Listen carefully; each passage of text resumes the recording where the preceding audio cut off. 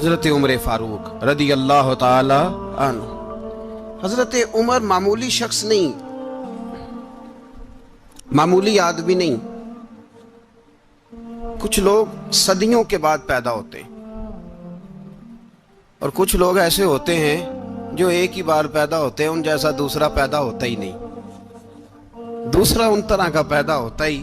حضرت عمر رضی اللہ تعالیٰ عنہ جیسی شخصیات پیدا ہی نہیں ہوتی دوبارہ۔ سارے صحابہ در رسالت مآب پہ خود آئے۔ یہ وہ عظیم شخص ہے جسے اللہ کے محبوب نے اللہ سے مانگ کے لیا، کہا اے اللہ یہ مجھے دے دے، اللہ سے مانگ کے لیا ہے۔ اس لیے صوفیاء کہتے ہیں کچھ مرید ہوتے ہیں کچھ مراد ہوتے ہیں، کچھ مرید ہوتے ہیں کچھ مراد ہوتے ہیں۔ مرید وہ ہوتا ہے جو چل کے آتا ہے، آ کے مرید ہوتا ہے۔ مراد وہ ہوتا ہے جسے کہا جاتا ہے کہ یہ کبھی میرا بن جائے نا، یہ کبھی آ جائے نا، میرا بن جائے، اس کو مراد کہتے ہیں۔ حضرت عمر مصطفیٰ کریم کی مراد ہیں، حضور کی مراد ہے۔ اللہم اعز الاسلام بے اسلام عمر ابن خطاب، اے اللہ اسلام کو عزت دے دے، میرے عمر کو کلمہ پڑھنے کی توفیق عطا فرما دے۔ اور کیسے دعا مانگی؟ او یار حضرت عمر کی تو اس فضیلت کا کوئی جواب نہیں دے سکتا، میرے رسول پاک علیہ السلام سب کے لیے ہی دعا مانگتے ہیں نا، حضور کی دعا عام ہے، لیکن مصطفیٰ کریم نے کعبے کا غلاف تھام لیا اور غلاف کعبہ کو حضور نے سینے سے لپٹایا اور سینے سے چمٹا کے کہا اے اللہ میں نے تو کبھی سوال ہی زیادہ نہیں کیے، میں کرنے آیا ہوں، مجھے عمر دے دے، عمر دے دے۔ حضور نے مانگ کے لیا۔ اور پھر جب جس کو حضور مانگے اللہ سے کہ حضرت عمر رضی اللہ تعالیٰ عنہ کا آج یوم شہادت ہے، میرا تو دل کرتا تھا کہ فجر سے باتیں شروع ہوں اور سارا دن ہی عمر کی باتیں ہوتی رہیں، سارا دن جناب عمر کی باتیں، سارا دن، اس لیے کہ ذکر جناب عمر کا ہوگا پر راضی اللہ کے رسول ہوں گے صلی اللہ، تو جاگ کے بیٹھے، خوش ہو کے بیٹھے۔ ہمارے ہاں منایا ہی نہیں جاتا، بابے اللہ کی تا ساون بھادروں اسو کتا تے منڈے جنوری فروری، تو اسلامی سال بھی گیا اور وہ تاریخیں بھی ساری گئیں۔ یکم محرم امت مسلمہ کے لیے بہت بڑا دن ہے، بہت بڑا دن، یہ شہادت ہے حضرت عمر فاروق کی رضی اللہ تعالی عنہ۔ یہاں چھوٹی چھوٹی باتوں پہ گورنمنٹ چھٹی کرتی پھرتی ہے، چھوٹی چھوٹی باتوں، الیکشن ہو گیا تو چھٹی، فلاں جگہ پہ تھوڑا سا کسی نے خبر دے دی کہ کوئی پریشانی ہے تو چھٹی، فلاں جگہ یہ ہو گیا تو چھٹی، یہاں تک کہ فلاں وزیر صاحب فلاں علاقے میں آئیں گے تو سارے علاقے کو چھٹی۔ اور اب تو اس سے بڑا حال ہونے لگا ہے، اگر جن لوگوں کی سندھ میں حکومت ہے ان کے لیڈر کا دن آیا تو اس دن چھٹی، اور جن کی پنجاب میں حکومت ہے ان کا دن آیا تو چھٹی۔ ہمارا مطالبہ ہے حکومت پاکستان سے، اگر سر اٹھا کے جینا چاہتے ہو تو یکم محرم کو چھٹی کیا کرو، اگر سر اٹھا کے جینا چاہتے ہو تو یکم محرم کو چھٹی کرو جناب عمر کے دن، اور ملت کے جوانوں کو بتاؤ کہ اگر عزت کی زندگی جینا چاہتے ہو تو اس طرح جیو جس طرح فاروق اعظم جی کے گئے ہیں۔ عزت اور وقار کی زندگی، جمہوریت حضرت عمر سے سیکھنی پڑے گی، حکومت کرنے کے طریقے حضرت عمر سے، رعایا کو سیکھنا پڑے گا کہ امیر کس طرح بنایا جاتا ہے اور امیر کس طرح کے ہوتے ہیں۔ یہاں لوگ ہمیں یورپ کی مثالیں دیتے ہیں، لوگ یہاں ہمیں آ کر کے امریکہ کی مثالیں، انہیں کیا پتا حکومت کیا ہوتی ہے؟ وہ کہتے ہیں جی وہ سائیکل پہ جاتا ہے ان کا حکمران۔ میں نے کہا وہ سائیکل پہ جاتا ہے؟ میرے عمر فاروق مدینے سے مکے گئے تھے تو پیدل ہی حج کرنے چلے گئے، پیدل ہی۔ اور جناب عمر فاروق رضی اللہ تعالیٰ عنہ عید کی نماز پڑھانے گئے، عید کی نماز عمر خطبہ عید دینے گئے۔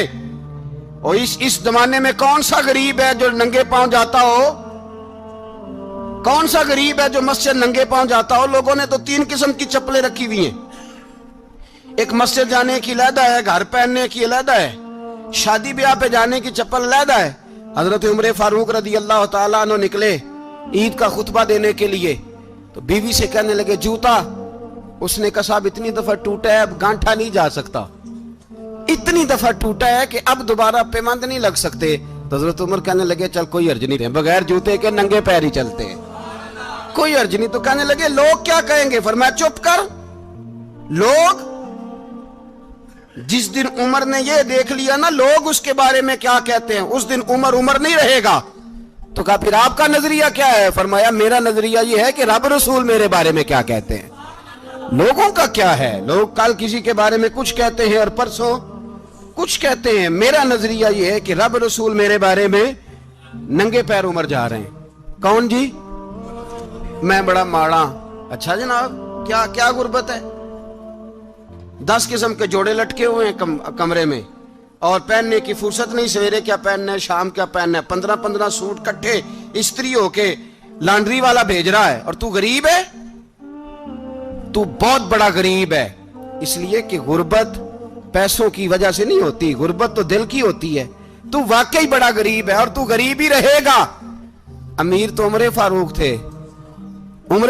تھے جو ننگے پاؤں چلے گئے عید کی نماز پڑھانے، تو رستے میں جو ملا کہنے لگا عمر جوتا تو پہن لو۔ فرمایا تمہیں عمر کا جوتا نہ پہننے کا نقص تو نظر آیا ہے، کوئی حرج نہیں، اگر عمر کو کبھی بتانا ہوا تو وہ والا نقص بتانا جو عمر کی سیرت میں پیدا ہو، کردار میں پیدا ہو، وہ والا نقص بتانا، یہ چھوڑو جوتے آتے جاتے رہتے۔ ننگے پاؤں گئے، پاؤں دھوئے، نماز پڑھائی، لوٹ آئے۔ او بھائی یہاں تو ہمارا بناؤ سنگار اترنا، جتنی توجہ کپڑوں کی طرف ہے اتنی توجہ کبھی ہماری علم کی طرف ہوتی نا، جتنا ذوق شوق ہمارا بناؤ سنگار کی جانب ہے، اتنا بناؤ سنگار کبھی ہمارا اخلاقیات کی جانب ہوتا تو معاملات بڑی حد تک سنورے ہوئے ہوتے۔ حضرت سیدنا فاروق اعظم رضی اللہ تعالی اپنی زندگی کو ترتیب دیا، ایک دن بھی خلافت نہیں مانگی اللہ سے۔ حضرت عوف بن مالک اشجعی ایک صحابی ہیں، حضرت عوف بن مالک رضی اللہ تعالیٰ عنہ فرماتے ہیں کہ جناب ابو بکر صدیق کا زمانہ تھا تو میں نے خواب دیکھا،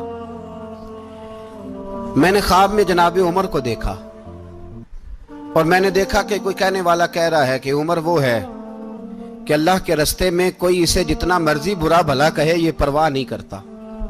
کس کے رستے میں؟ بولے سارے۔ اس کا مطلب ہے اللہ کے رستے میں لوگ برا بھلا بھی، قرآن مجید نے کہا وَلَا يَخَافُونَ لَوْمَةَ لَائِمٍ، کچھ لوگ ایسے ہیں جو برا بھلا کہنے والوں کی پرواہ نہیں کرتے۔ آپ یقین کریں اگر پرواہ شروع ہو جائے نا تو دین کا کام ختم ہو جائے، نہ کوئی تقریر کرے، نہ کوئی تدریس کرے، نہ کوئی پیری مریدی کرے، ختم ہو جائے اگر باتوں کی پرواہ ہو۔ لیکن وہ پرواہ، حضرت عوف بن مالک اشجعی کہتے ہیں میں نے خواب میں دیکھا کہ عمر وہ ہے جو کسی کی پرواہ، اور دوسری بات میں نے یہ دیکھی کہ عمر خلیفہ بنے گا، اور تیسری بات میں نے خواب میں یہ دیکھی کہ عمر شہید بھی کیا جائے گا، عمر شہید بھی ہوگا۔ یہ میں نے 3 باتیں خواب میں دیکھی۔ فرماتے ہیں میں نے آ کے خواب حضرت ابو بکر صدیق کو سنائی، وہ خلیفہ تھے۔ وہ کہنے لگے ٹھہر جا، میں عمر کو بلاتا ہوں، اس کے سامنے دوبارہ سنانا، اس کے سامنے۔ فرماتے ہیں میں نے بلایا حضرت عمر فاروق کو، آ کے بیٹھے، خواب شروع ہوا۔ کہ ایک بات تو میں نے یہ دیکھی کہ آپ ملامت کرنے والے کی پرواہ نہیں کرتے، دوسرا آپ خلیفہ بنے گے۔ جناب عمر کہنے لگے چپ کر، ابو بکر کے سامنے ہی کہہ رہا ہے، چپ کر، خلیفہ کے سامنے ہی کہہ رہا ہے۔ تو حضرت ابو بکر صدیق کہنے لگے عمر اسے کہنے دو، مجھے لگتا ہے رب کی رضا یہی ہے کہ میرے بعد اگر مصطفیٰ کا منبر ملے تو عمر کو ملے، اسے کہنے دو۔ یار یہاں تو لوگ ڈینگے مارتے ہیں، یہاں تو لوگ دعوے کرتے ہیں میرے سامنے فلانے کو بھی بٹھاؤ، فلانے کو بھی بٹھاؤ، اس کو کیا پتا، اس کو کیا پتا، یہ تو بڑکے مارنے کا دور ہے۔ حضرت عمر رضی اللہ تعالیٰ عنہ کو تیسری بات کہی، حضرت عوف بن مالک نے کہا آپ شہید کیے جائیں گے، میں نے خواب دیکھی ہے۔ نیک لوگوں کے خواب بڑی حد تک سچے ہوتے ہیں۔ کہا میں نے خواب دیکھی ہے۔ تو حضرت عمر کہنے لگے شہید تو دلیر لوگ ہوتے ہیں، شہید تو دلیر، جسے سارا زمانہ دلیر کہہ رہا ہے وہ اپنے بارے میں کیا کہہ رہا ہے؟ کہتے ہیں شہید تو دلیر، میں تو کاہل سا آدمی ہوں، سست آدمی ہوں، میں تو اتنا کام ہی نہیں کرتا، تو یہ خواب تو نے جو دیکھا ہے نا پھر سے دیکھنا۔ تو ابو بکر صدیق فرمانے لگے عاجزی نہ کر، انکساری نہ کر، تو جو کہہ رہا ہے ٹھیک کہہ رہا ہے، لیکن مجھے سن کے شکر بھی ہوا ہے اور افسوس بھی ہوا ہے۔ افسوس اس بات کا کہ تیرے جیسا بطل عظیم چلا جائے گا، اور شکر اس بات کا کہ رب تجھے زندگی بھی اعزاز والی دے گا، اور شہادت کی موت دے کے اللہ تجھے موت بھی عزت والی عطا فرمائے گا. اللہ موت بھی تجھے عزت والی دے گا, تجھے کاہلوں جیسی موت اللہ. حضرت فاروق اعظم رضی اللہ. او بھائی یہاں تو اس زمانے کا سب سے بڑا مسئلہ پروٹوکول ہے. لوگوں کو پتا ہوتا ہے کامل پیر ہے, کامل مرشد ہے, لوگ نہیں جاتے. میں کسی کا مرید ہو جاؤں, میرا پروٹوکول کدھر گیا؟ پتا ہوتا ہے یہ کامل استاد ہے, میں اس کے پاس بیٹھوں گا تو میری تربیت کرے گا, لیکن لوگ شاگرد نہیں بنتے. میں کدھر گئی؟ یہ جو پروٹوکول کی مصیبت ہے نا, اس نے بڑے بڑے لوگ زیرو کر دیے, بڑے بڑے لوگ. اور یہ مت سمجھے کہ آپ کا وزیر اعظم پروٹوکول لیتا ہے یا آپ کا صدر پروٹوکول, وزراء, ایسی کوئی بات نہیں. ہم چھوٹے طبقے سے لے کر بڑے سارے پروٹوکول کے قائل ہیں. ہمارا تو داماد بھی کہتا ہے کہ مجھے پوچھا نہیں, میں تمہارے گھر کیوں آؤں. ہمارا تو بھائی ہر شخص اعلان کرتا ہے پروٹوکول کا, فلانے نے عزت نہیں دی تو واپس آ جاؤ, فلانے نے سلوٹ نہیں کیا تو واپس آ جاؤ. لوگ جہاں سلوٹ کرنا چاہیے وہاں بھی سلوٹ کرانے کے قائل ہیں.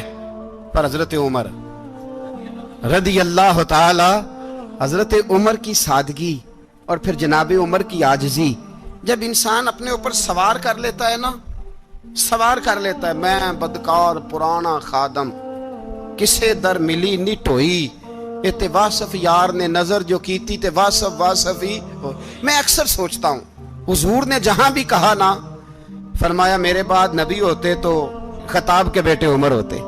حضور نے فرمایا عمر جس رستے سے جاتا ہے شیطان وہ رستہ بدل جاتا ہے. نبی پاک صلی اللہ علیہ وسلم نے فرمایا میرا عمر وہ ہے کہ اس کی زبان پر حق جاری ہے. حضور علیہ السلام نے فرمایا 950 سال حضرت جبریل میرے عمر کی شان بیان کریں تو ان کی عظمت ختم نہیں ہوتی. 950 سال جبریل عظمت بیان کرے تو ختم نہیں ہوتی. یہ بات ہے حضرت عمر کی. اور فرمایا عمر ابو بکر کی نیکیوں میں سے ایک نیکی ہے, یہ شان ہے اب عمر فاروق رضی اللہ تعالیٰ عنہ کی. حضور نے فرمایا میرے بعد نبی ہوتے تو عمر ہوتے, جس گلی سے عمر آئے شیطان رستہ بدل جائے. میرے عمر فاروق کی شان 950 سال بیان ہو تو ختم نہ ہو. عمر کی زبان پر اللہ حق بیان کرتا ہے, جو عمر کہتا ہے وہی رب کر دیتا ہے. حضور ساری زندگی فضیلتیں بیان کرتے رہے, عمر جواب میں کیا کہتے ہیں؟ کوئی بتائے نا کہ یہ والی حدیثیں کبھی عمر نے بھی روایت کی ہوں کہ حضور نے میرے بارے میں یہ کہا ہے. یہ روایتیں وہ روایت نہیں کرتے. ان سے جب لوگ کہتے عمر تیری بڑی بات ہے تو عمر رو پڑتے, کہتے میں تو اونٹ چرانے والے باپ کا بیٹا ہوں, میں تو اونٹ چرانے والے باپ کا بیٹا, اونٹ چرا. اس سے آگے عمر گئے ہی نہیں ساری زندگی, اس سے آگے لفظ ہی نہیں ادا کی. اور میں تو بھائی اونٹ چرانے والا, میرا باپ تو اونٹ چرایا کرتا تھا, 10 اونٹ تھے, میری ڈیوٹی ہوتی تھی, سنبھالے نہیں جاتے تھے, ابا ڈنڈوں سے مارتا تھا. ساری زندگی عمر حج کرنے گئے, ایک خشک تنا کھجور کا عمر فاروق رضی اللہ تعالیٰ عنہ نے اس کو اپنے کلاوے میں لیا, رونے لگے. لوگوں نے کہا عمر کیا ہوا؟ فرمانے لگے یہاں میں اونٹ چرایا کرتا تھا, یہاں میں اونٹ چراتا تھا, 10 اونٹ سنبھالے نہیں جاتے تھے. دیکھو رسول اللہ کی شان, آج ساری امت چلانے کا طریقہ عطا فرما دیا ہے. ساری نظریے سے پیار. یار پیسہ کس کو برا لگتا ہے؟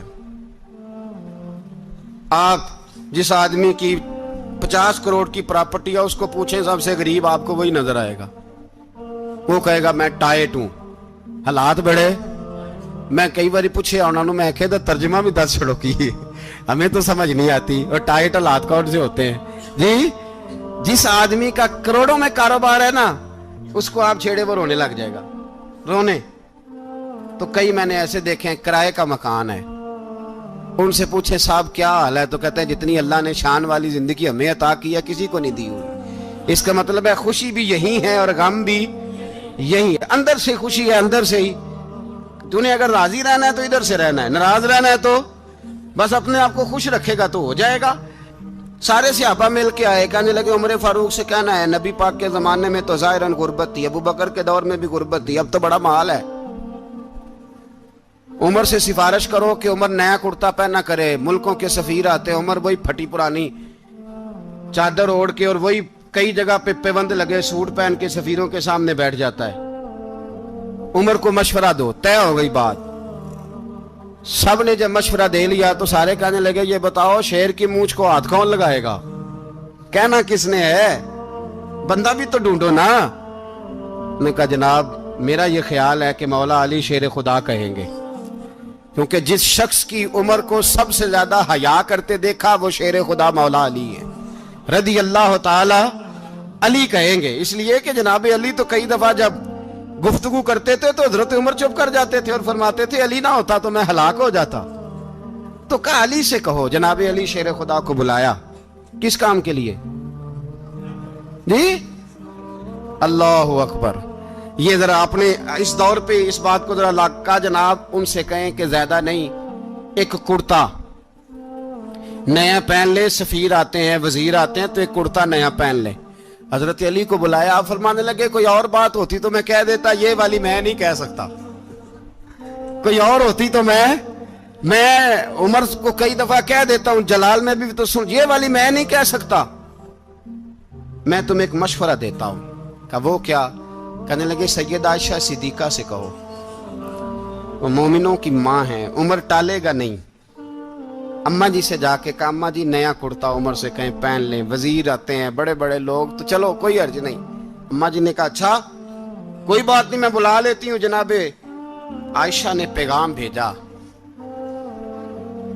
جب خادم نے کہا نا مصطفیٰ کے گھر سے پیغام آیا ہے تو 20 لوگ بیٹھے تھے، عمر کانپتے ہوئے اٹھے، کانپتے دوڑے۔ حضرت عائشہ پردے میں تھی تو فرماتی ہیں عمر اتحیات کی حالت میں بیٹھ گئے۔ کہا اماں جی دیر تو نہیں ہو گئی مجھے آنے میں؟ کہا نہیں ٹائم پہ آ گئے ہو۔ کس لیے بلایا تھا؟ کہا عمر دیکھو غربت کے معاملات اور ہوتے ہیں، جب اللہ آسانی دے تو کوئی چیز استعمال کرنا حرام نہیں ہوتی، اگر حرام ہے تو بتاؤ۔ کہا نہیں اماں جی حلال ہی ہے۔ تو فرمایا پھر اتنے سفیر آتے ہیں مشیر آتے ہیں، اب تو مال غنیمت بڑا آتا ہے، ڈھیر لگ جاتے ہیں مسجد میں، تو چل ایک نیا کرتا تم بھی پہن لیا کرو، اور آپ نیا کرتا پہنو گے تو دھاک بیٹھے گی غیروں پر۔ تو صحابہ کا مشورہ ہے کہ آپ نیا لباس پہنے۔ اماں جی کہتی ہے میں نے حکم دیا تو عمر چپ کر گئے، گردن جھک گئی۔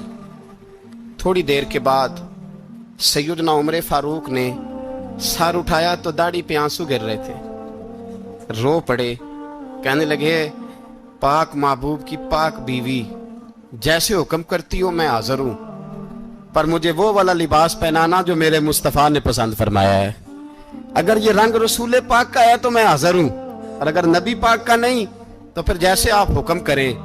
جناب عائشہ کہتے ہیں عمر روئے تو میں زیادہ روئی، میرا پلو بھیگ گیا آنسوؤں سے۔ میں نے کہا عمر آپ جائیے۔ عمر یوں نکلے تو جو صحابہ کھڑے تھے وہ کونے میں تھے، سارے آ گئے۔ کہا اماں جی کیا بناؤ؟ فرمایا بھائی تم سب جو باتیں کہتے ہو وہ اپنی جگہ ٹھیک ہیں، پر عمر جو بات کرتا ہے وہ سب سے زیادہ ٹھیک ہے۔ عمر جس پہلو پر بات کرتا ہے وہ یار ایسی عاجزی، ایسا رنگ، ایسا انداز، ایسا طرز حیات، ایسی زندگی۔ اولاد کے معاملے میں لوگ بزدل ہو جاتے ہیں، بزدل، پر حضرت عمر کا بیٹا مصر گیا، وہاں سے کمائی کر کے لایا، تجارت کرنے گیا، لاکھوں کا مال۔ کون سا باپ ہے دنیا میں جس کا بیٹا باہر سے پیسے لے کے آئے تو ابا تفصیل پوچھے کہ بیٹا کہاں سے کمائے، کہاں سے لایا، کتنے ملے، کیوں آئے؟ کون سا باپ تفصیل پوچھتا ہے؟ ابا تو کہتا ہے لا صحیح، اور تعریفیں کرتا ہے میرا بیٹا بڑی کمائی کرتا ہے۔ کبھی پوچھا ہے اس سے کہ ڈیوٹی صحیح دیتا ہے کہ نہیں؟ کبھی پوچھا ہے کہ تو ایمانداری کی روزی لاتا ہے کہ حرام کی کماتا ہے؟ یہ باپ کی ذمہ داری ہے، یہ اماں کی ذمہ داری ہے۔ پھر کہتا ہے بیماری کیسے آ گئی، پریشانی کیسے آ گئی؟ تو نے کبھی سوال کیا اپنی اولاد سے؟ حضرت عمر فاروق رضی اللہ تعالیٰ عنہ کا بیٹا مصر سے پیسے کما کے لایا تو جناب عمر نے بلایا، فرمایا بیٹے اتنی تو تیرے پاس راس ہی نہیں تھی، تھوڑے سے تو پیسے لے کے گیا تھا، اتنی کمائی کیسے ہو گئی؟ اتنے تو پیسے نہیں تھے صاحب، کہاں سے کمائی لائے؟ اس نے کہا ابا جی وہ جو میرے چچا ہے نا مصر کے گورنر، آپ کے دوست، انہوں نے میری مدد کی ہے۔ فرمایا جتنے لوگ گئے تھے سب کی ہے مدد اس نے؟ کہا نہیں صرف میری کی۔ فرمایا تیری کیوں کی؟ تیری کیوں کی؟ کہا حضور آپ کے دوست ہیں۔ فرمایا چپ کر، حضور انہوں نے مجھے اتنے پیسے دیے، میں نے کاروبار میں ڈالے تو نفع آیا تو میں ان کی رقم دے کے۔ فرمایا خاموش ہو جا، باقی جتنے لوگ گئے تھے سب کی مدد کی اس نے؟ کہا نہیں حضور صرف میری کی۔ فرمایا اس نے تیری مدد نہیں کی، اس نے خلیفہ کے بیٹے کی مدد کی، اس لیے کہ وہ خلیفہ کو اپنے حق میں نرم کر سکے۔ فرمایا آدھا مال تیرا ہے، آدھا مال غنیمت کا ہے، مال خزانہ کا ہے، مسلمانوں کا ہے، اس لیے کہ تو جو وہاں سے مال کما کے لایا ہے وہ اپنے باپ کے خلیفہ ہونے کی وجہ سے کما کے لایا ہے، لہذا رکھ ادھر۔ یہاں کہتے ہیں کدھر سے آیا، کیسے آیا، کون سا حساب دیں، کیا کریں؟ او بھائی حضرت عمر رضی اللہ تعالیٰ عنہ کا اپنی اولاد کے بارے میں یہ رنگ ہے۔ ایک جنگ سے نا خوشبو آئی، خوشبو بڑی مہنگی ہوتی تھی، عرب میں خوشبو آج بھی بڑی مہنگی ہے، وہ زیادہ استعمال کرتے ہیں۔ میری باتوں کی سمجھ آ رہی ہے میرے بھائی؟ بڑی مہنگی خوشبو تھی۔ جب وہ خوشبو آئی تو حضرت عمر نے کہا، گھر میں پہلے پہنچی حضرت عمر کے، چونکہ زیادہ عورتیں استعمال کرتی تھی گھر کے اندر خوشبو، مرد بھی لگاتے تھے۔ حضرت عمر نے اپنی بیوی سے کہا، آپ کی زوجہ جو تھی وہ بڑی خوشبو کو پسند کرتی تھی۔ حضرت عمر نے اپنی زوجہ سے کہا کہ خوشبو لاؤ، میں نے ایک عورت کی ڈیوٹی لگائی ہے، وہ خوشبو تول کے نا تو حصہ برابر صحابہ میں بانٹ دے گی۔ تو آپ کی زوجہ کہنے لگی، کسی بی بی کی ڈیوٹی لگانے کی کیا ضرورت تھی، میں جو موجود تھی میں بانٹ دیتی ہوں تول کے حصہ برابر۔ آپ نے فرمایا نہیں، تو رہنے دے، وہ فلانی بی بی بانٹے گی۔ کہا حضور میں نے بھی بانٹنی ہے، میرے پہ کچھ حق ہے؟ آپ نے فرمایا نہیں، تو تفصیل نہ پوچھ، تو خوشبو دے دے، کوئی اور بانٹے گی۔ خاتون خانہ تھی نا، کہنے لگی نہیں، مجھے بھی آج آپ کو بتانا ہی پڑے گا کہ کوئی جو بانٹ سکتی ہے تو میں کیوں نہیں بانٹ سکتی؟ زوجہ کہتی عمر نے بات کی تو میری چیخیں نکل گئی۔ حضرت عمر فرمانے لگے، جب تو خوشبو بانٹے گی نا، تیرے ہاتھوں کو بھی لگے گی، تیرے دوپٹوں کو بھی لگ جائے گی۔ اگر رب کریم نے مجھ سے سوال پوچھا کہ عمر خوشبو تو مسلمانوں کی تھی، تیری بیوی کے دوپٹے کو کیوں لگ گئی، تو میں اللہ کے حضور کیا جواب دوں گا؟ اگر اللہ نے یہ سوال کیا کہ تیری بیوی نے کیوں لگائی، وہ تو حصہ تھا مسلمانوں کا، تو نے تیری بیوی نے کیوں لگائی؟ تو فرمایا میں نہیں چاہتا کہ اللہ کے حضور مجھے اور تجھے باز پرس ہو، لہذا کسی اور کو بانٹنے دے۔ زوجہ روئی اور تڑپ کے کہنے لگی، عمر مجھے لگتا ہے صبح قیامت بھی تیری بیوی ہونے کی وجہ سے اللہ مجھے جنت عطا فرما دے گا، تیری زوجہ ہونے کی برکت سے۔ بھائی یہ معیار رکھا، خدا کی قسم ایسا شخص تاریخ میں دوبارہ نہیں آیا۔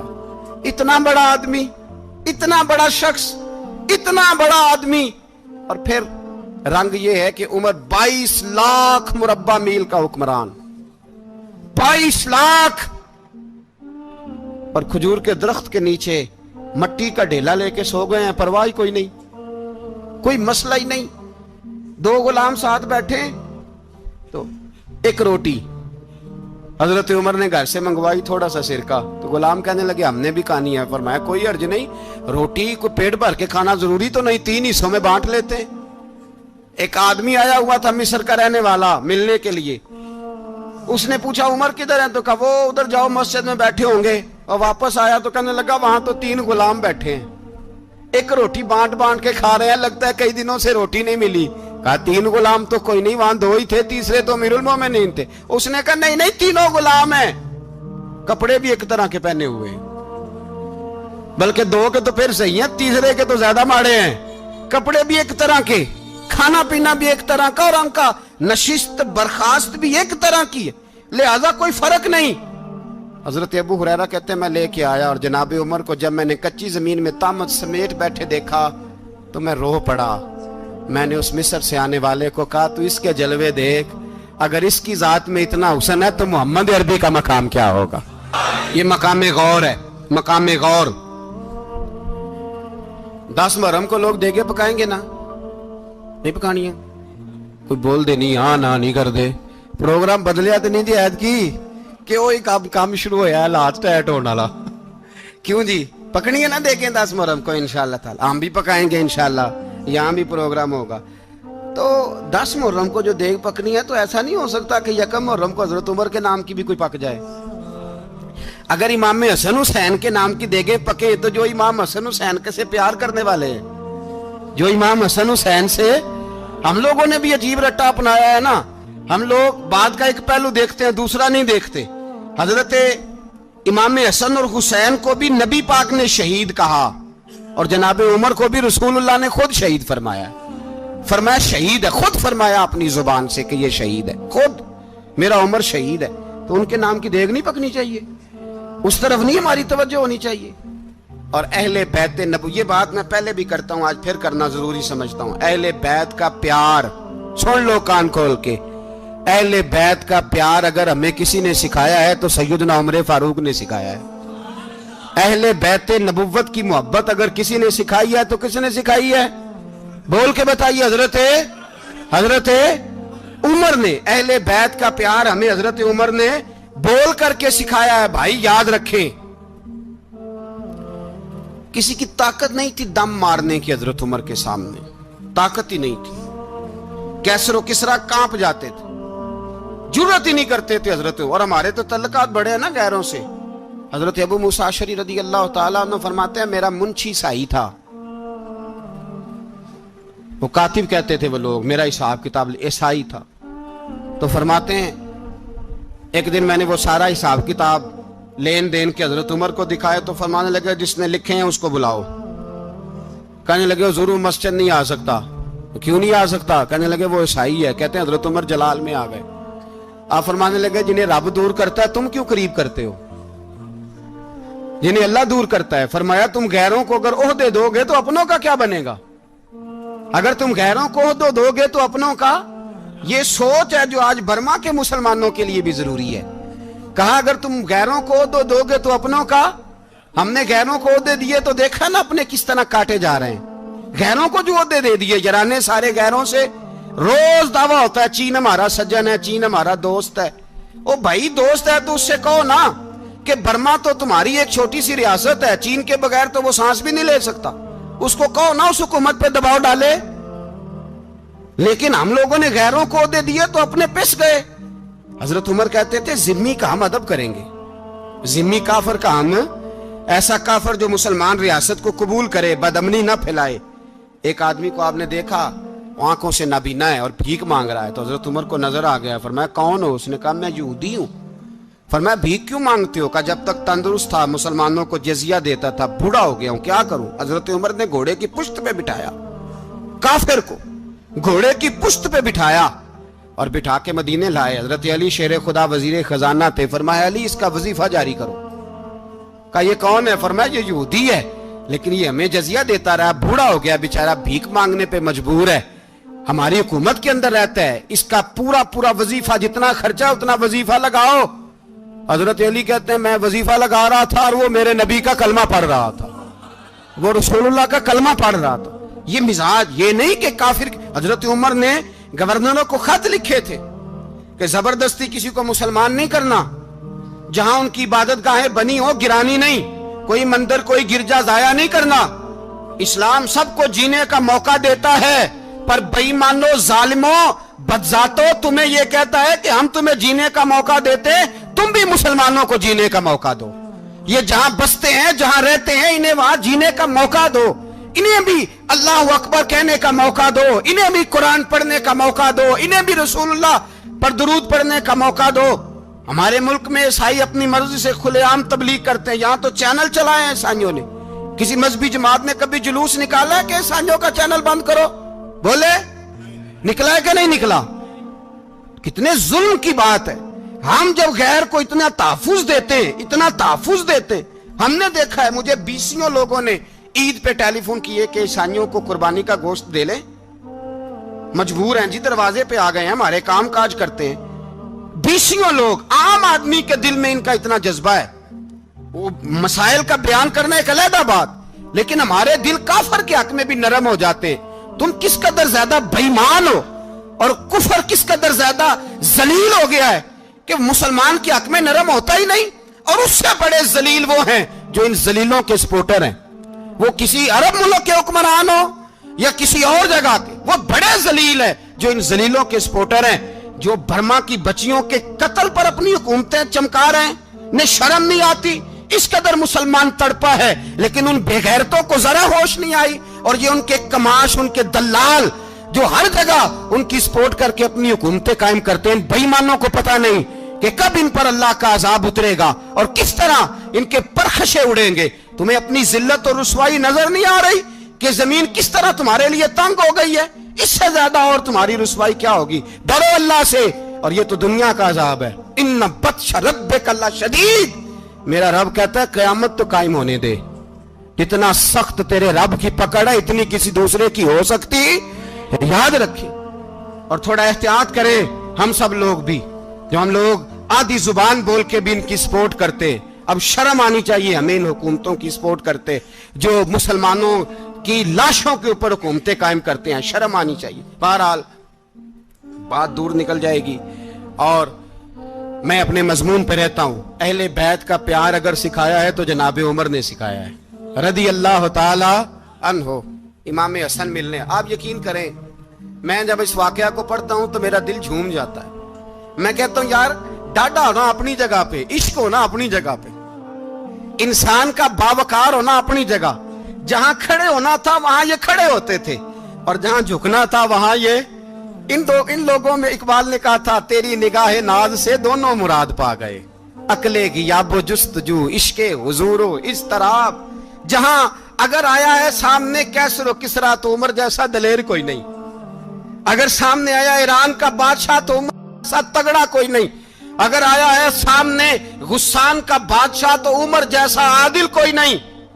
لیکن اگر علی کا بیٹا آیا ہے، اگر فاطمہ کے لال پارے آئے ہیں تو پھر فاروق اعظم سے جیسا محب کوئی نہیں، پھر ان سے جیسا پیار کرنے والا کوئی نہیں. اندر بیٹھے ہیں جناب عمر، اندر تنہائی میں کچھ وزیروں سے گفتگو ہو رہی ہے، میٹنگیں جاری ہیں. آپ کے بیٹے ملنے آئے جناب عبداللہ ابن عمر. ابا جی ملنے آئے. بات ٹھہرو، بات کر رہا ہوں، کوئی نہ اندر آئے. صاحب زیادہ باہر کھڑا ہے. تھوڑی دیر گزری تو امام حسن بھی آ گئے. کون آئے؟ آپ کو جو ملے گا امام صاحب کا نام لینے سے، وہ سردار ہیں جنتیوں. کون آئے؟ سارے بولیے. امام حسن تیری نسل پاک میں ہے بچہ بچہ نور کا، تو ہے نے نور تیرا سب گھرانہ. امام حسن آئے تو حضرت عبداللہ ابن عمر کو دروازے پہ کھڑے دیکھا. کہا امیر المومنین کہاں ہیں؟ کہنے لگے حضرت عمر کے بیٹے. کہنے لگے وہ اندر بیٹھے، کچھ میٹنگ ہو رہی ہے، اور انہوں نے کہا کوئی اندر نہ آئے، لیکن آپ جانا چاہیں تو چلے جائیں. آپ جانا چاہیں تو تیری نسل پاک میں ہے بچہ بچہ نور، آپ جانا چاہیں تو چلے جائیں. تو انہوں نے کہا جب آپ باہر کھڑے ہیں تو مجھے کوئی اتنا ضروری کام نہیں، اور ابھی زور کی نماز تھوڑی دیر میں ہوگی، میں مسجد میں مل لوں گا امیر المومنین سے. یہ بات کہہ کہ امام حسن چلے گئے. یار اتنی بڑی بات نہیں تھی، اتنی بڑی بات نہیں تھی. وہ میرے استادوں کا بیٹا بھی آئے تو کہا ٹھیک ہے جی وہ سوئے ہوئے ہیں، کوئی غرض نہیں یار میں ٹھہر کے آ جاؤں گا. کوئی بڑی بات نہیں تھی، دیکھا جائے تو بڑی بات نہیں تھی، پر بات بہت بڑی تھی اس لیے کہ یہ خالی حسن نہیں، یہ حسن ابن علی ہے، یہ حضرت فاطمہ کے لخت جگر. حضرت عمر باہر نکلے. عبداللہ ابن عمر سے پوچھا کوئی آیا تو نہیں؟ تو کہا حضور امام حسن آئے تھے. تو کہا پھر شہزادے کو اندر کیوں نہیں بھیجا؟ کہا میں نے کہا تھا. وہ کہنے لگے اگر امیر المومنین مصروف ہیں تو میں ظہر میں مل لوں گا. حضرت عمر رونے لگے. فرمایا بیٹے تو نے اچھا نہیں کیا. پھر مسجد نہیں گئے، سیدھے امام حسن کے دروازے دستک دی. امام حسن باہر آئے. کہا شہزادے آئے تھے تو ملے کیوں نہیں؟ تو امام حسن کہنے لگے حضور آپ کا اپنا بیٹا دروازے پہ کھڑا تھا، آپ کا اپنا بیٹا دروازے پہ کھڑا تھا، اور منع بھی کیا تھا آپ نے تو میں زور میں مل لیتا. حضرت امام حسن فرماتے جوش جذبات میں جناب عمر نے سر سے پگڑی اتار دی. جوش جذبات میں کہنے لگے حسن میرے بیٹے کا اور آپ کا کیا مقابلہ؟ کیا اس کی ماں کا نام فاطمہ الزہرا ہے؟ کیا اس کی نانی کا نام خدیجۃ الکبریٰ ہے؟ کیا اس کے نانے کا نام محمد مصطفیٰ ہے؟ آپ کا اور اس کا کیا مقابلہ؟ پھر رو پڑے اور کہنے لگے بیٹے میں مکے کے صحراؤں میں اونٹ چرایا کرتا تھا، یہ جو میرے سر پر عزت کے بال ہیں یہ تیرے نانے کے اگائے ہوئے. میں مکے کے خبردار شہزادے خبردار. او بھائی اہل بیت نبوت کے ادب کا رنگ اگر سکھایا ہے تو سیدنا عمر نے سکھایا ہے. حضرت عمر فاروق اتھارٹی ہے، اسلام کی اتھارٹی. یکم محرم حضرت عمر کی شہادت ہے. یہودی بول اٹھا، کافر بول اٹھا. اگر 6 مہینے عمر دنیا میں اور رہتے تو دنیا میں کوئی کافر موجود نہ ہوتا. 6 مہینے. اور جب اس بطل جلیل کا جنازہ اٹھا، اللہ بخاری پڑھیے نا، اللہم ارزقنا شہادۃ فی سبیلک، اللہ बिस्तरे की मौत ना देना, शहादत की देना। उमर शहीद हुए, मस्जिद नबी में नमाज पढ़ाते, और जब जनाजा उठा तो मदीने का फिर पीछे जो दलेर बचे वो मौला अली थे।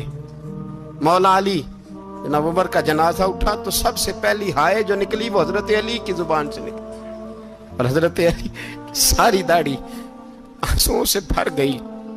लोगों ने कहा कि अली क्या हुआ? फरमाने लगे तुम देख नहीं रहे जनाजा किसका उठा है, पलट के देखो तो सही, तुम पता नहीं ये कौन गया है। कहा हुजूर क्या हुआ? अब फरमाने लगे उमर इस तरह के काम करके गया है, अब इनके रस्तों पे कौन चलेगा, कौन इसके जिगर राहे वफा में। मैं नक्श ऐसे छोड़ आया हूं, मैं जिस मंजिल से गुजरा हूं वो अब तक याद करती है। हजरत अली हजरत उमर के जनाजे पे खड़े होकर कहते हैं अल्लाह मुझे उस तरह के अमल करने की तौफीक दे जिस तरह की उमर करके गया। मेरे भाई बतले अजीज, बतले हुर्रियत हजरत उमर रदी अल्लाह ताला अन्हो, जो अपनी जिंदगी इनकलाब वाली गुजार के गए। उमर जब दुनिया से गए तो 80 दिनार का कर्जा था, 22 लाख मुरब्बा मील का हुक्मरान। और अपने बेटे से कहने लगे बेटे कोशिश करना तेरे खानदान वाले मिलके मेरा कर्जा उतार दे, मेरी कब्र पे बोझ ना रहे, और अगर खानदान वाले मदद न करें तो मेरे दोस्तों से बात करना, वो मदद न करें तो फिर अली से बात करना। इनका प्यार आपस में इतना और तू इख्तलाफ साबित कर रहा है। 80 दिनार का कर्जा छोड़कर हजरत उमर दुनिया से गए और जाती दफा कह गए मेरे बाद मेरे बच्चों को हुकूमत के मशवरे में भी शामिल ना करना, हुकूमत के मशवरे में भी मेरी औलाद शामिल ना हो। इतना बड़ा शख्स इतना बड़ा रंग दे के यकम मुहर्रम को जब उम्र फारूक का विशाल हुआ तो बेटे से कहने लगे अम्मा आयशा से जाके कहो मेरा भी नबी पाक के रोजे में दफन होने को दिल करता है। एक कब्र की जगह है अम्मा जी ने अपने लिए रखी है, बुखारी है बुखारी। हजरत आयशा के पास साहबजादे गए, कहने लगे अम्मा जी उमर को जख्म लग गया है, हालत बड़ी परेशानी वाली है। वो कहते हैं अगर अम्मा इजाजत दे।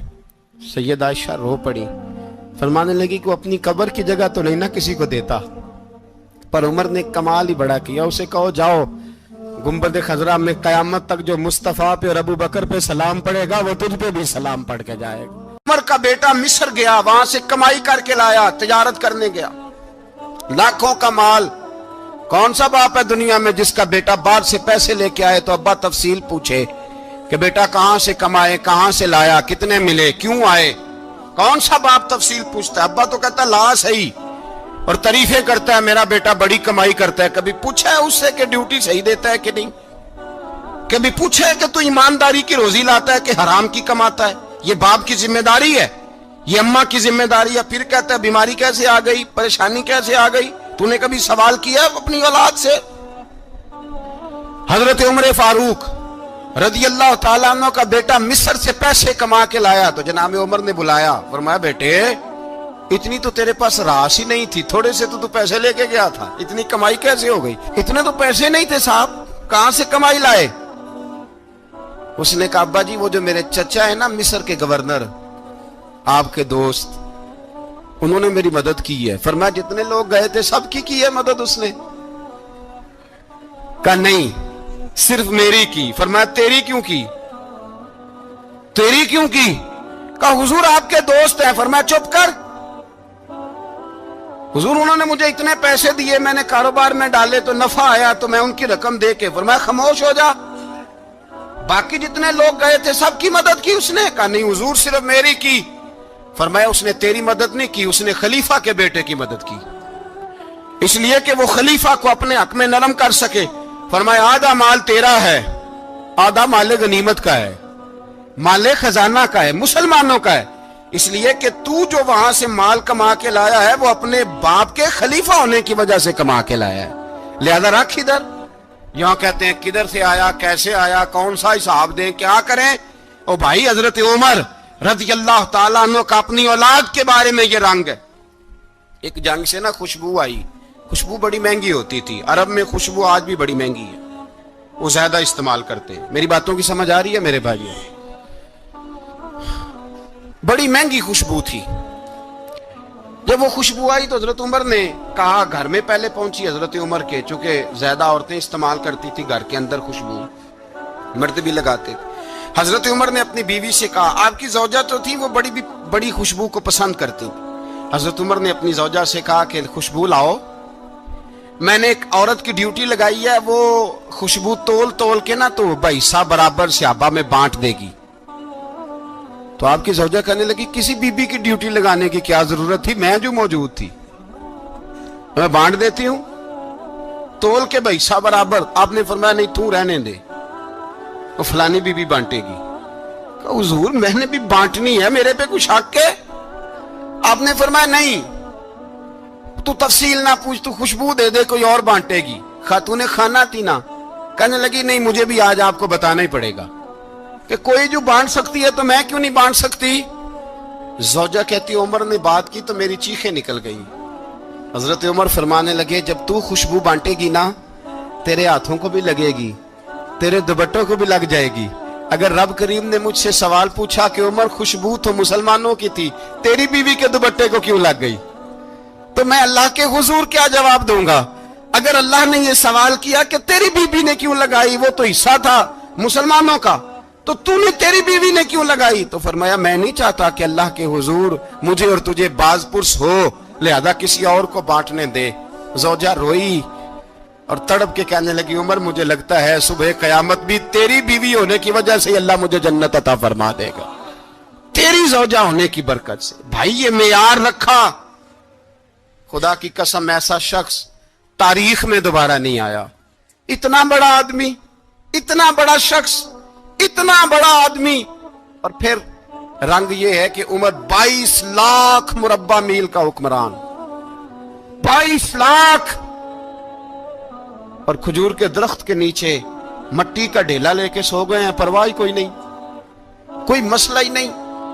2 غلام ساتھ بیٹھے تو ایک روٹی حضرت عمر نے گھر سے منگوائی، تھوڑا سا سرکہ، تو غلام کہنے لگے ہم نے بھی کھانی ہے۔ فرمایا کوئی حرج نہیں، روٹی کو پیٹ بھر کے کھانا ضروری تو نہیں، 3 حصوں میں بانٹ لیتے۔